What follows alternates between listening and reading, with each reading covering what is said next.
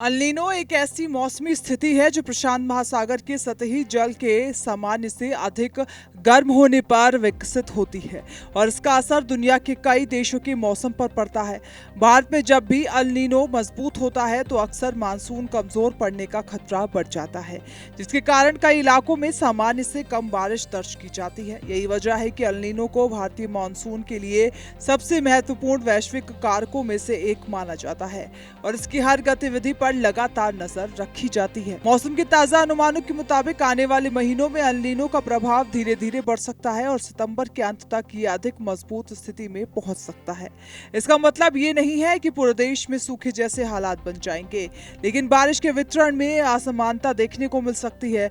कुछ क्षेत्रों में सामान्य बारिश हो सकती है, जबकि कई इलाकों में वर्षा की कमी कृषि गतिविधियों और जल संसाधनों पर दबाव बढ़ा सकती है।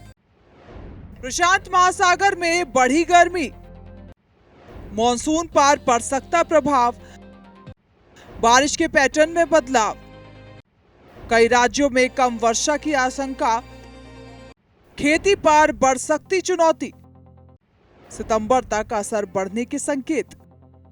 विशेषज्ञों का मानना है कि अगर अल नीनो मजबूत हुआ तो सबसे ज्यादा असर उन क्षेत्रों पर पड़ सकता है जहां खेती काफी हद तक बारिश पर निर्भर है।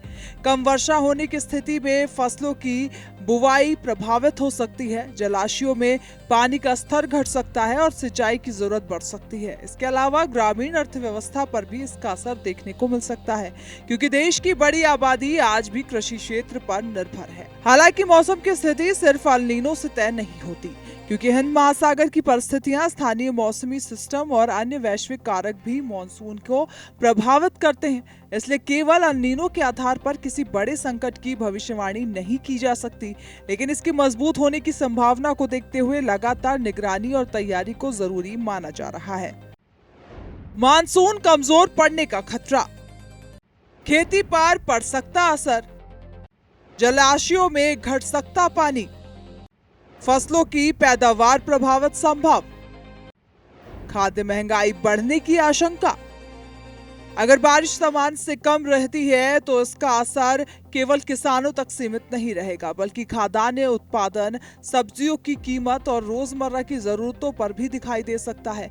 कम वर्षा की स्थिति में जल संकट की चुनौती भी बढ़ सकती है और कई राज्यों को जल प्रबंधन के लिए अतिरिक्त कदम उठाने पड़ सकते हैं। यही कारण है कि अल नीनो को केवल मौसम की घटना नहीं, बल्कि आर्थिक और सामाजिक प्रभाव डालने वाली स्थिति के रूप में देखा जाता है।